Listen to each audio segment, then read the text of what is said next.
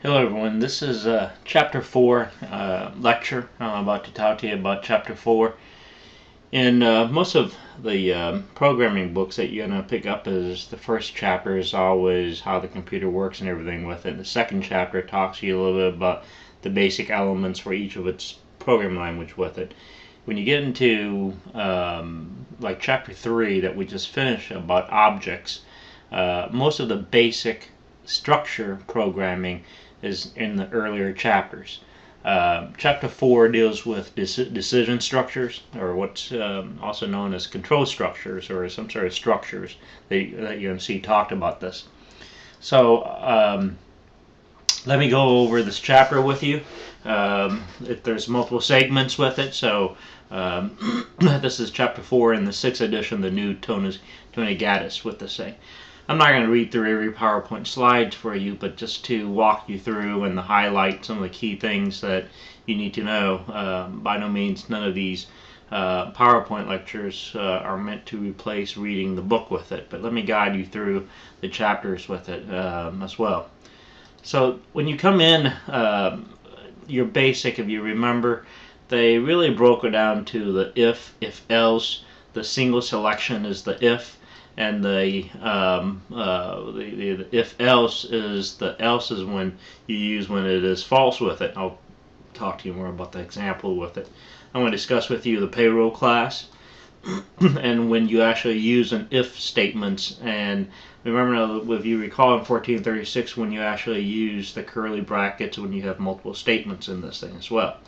So we're going to talk about the if else if, and then I'm going to talk about the logical operators and comparing the string objects in this chapter. I'm going to talk about the variable declaration and the scope. This is very important, and the conditional operators. There's also the switch statements, and then we're going to talk about an example of the code sales commission class with it. And then there's, of course, there's the general generating random numbers of the random class with it. Excuse me. Coming down here is the first one. Your basic single selection is the if statement decides whether or not the selection code's executed or not. If the statement uses a Boolean to decide whether the next statement is block of the statements executed. So remember, in a parentheses, this is, it only evaluates to an if the expression is true. Executes the next statement in this. If this is false, it's going to just exit the whole code with it. Let me just pull up an example of what I'm talking about. I'm just going to use a notepad right now. Excuse me, for our discussion. So one of the things that when you come across with any if statements, for example, if there is an if statement, and if the Boolean, again, if I'm just going to say x is less than 5, for example, or it could be equal to 5, if this expression is true, or however you want to look at this thing, then it executes this block of code. Now, when you use the left and right curly brackets, that's when you have multiple statements. If I only have one statement to execute, I'm just going to do statement here, statement 1. If there's only one, you don't need the actual statement, the actual curly brackets. But the moment I come in, I do statement, a second statement, or set of instruction 2, then in order to read the second one, I need to actually have my left and right curly brackets in here as well. Okay, so that's how it works with it. So make sure you understand when do you use when you have more than one statement, you got to have the left and right curly brackets. Now, going back to the single selection, if this is false, it does not even enter this block of code. So you can actually come in and talk about, we're going to talk about when does it become false and when do you actually use.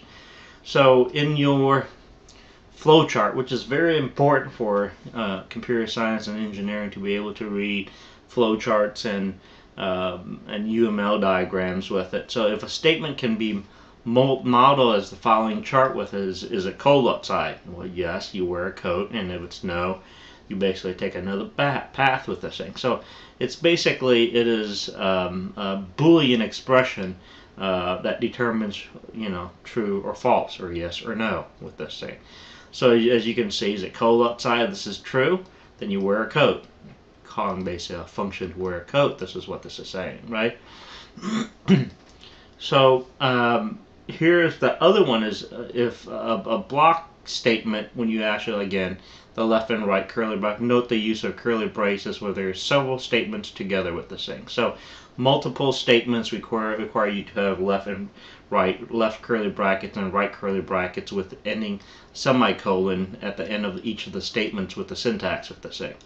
If I did not have the left and right curly brackets in this, if I did not have this, it will just read the where coat function with a semicolon, and it will ignore these two statements in here. So please make a note of this. This is very important. The relational operators, if you recall, most cases the Boolean expression uses an if statements, uses what's called relational operators in this right here. This is when you actually have left greater than, less than, or greater than or equal to, less than or equal to. Does this equal? Now please note, equal is not the same as one equal. One equal means that you're assigning the right to the left. This is a comparison. Does the left and the right side equal to each other? And this one is not equal. So not equal is to basically to have not, to flip the bit over with it.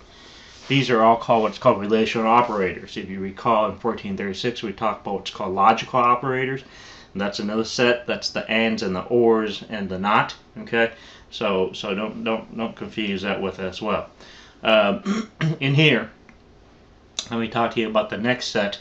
This is an example. Okay, so you can go through the examples with it. Here's an if statements with this thing. So if a statement in a Boolean expression, if this is greater than, x is greater than y, then you're going to execute this. If this is the x and the y are compared to each other, if they're equal to one another, then you're going to actually execute this. Now remember, now it only executes this block of code or this line of code only when this is true. Okay. So the next thing is we're going to actually talk about is the example in the example score. Let me pause for a moment.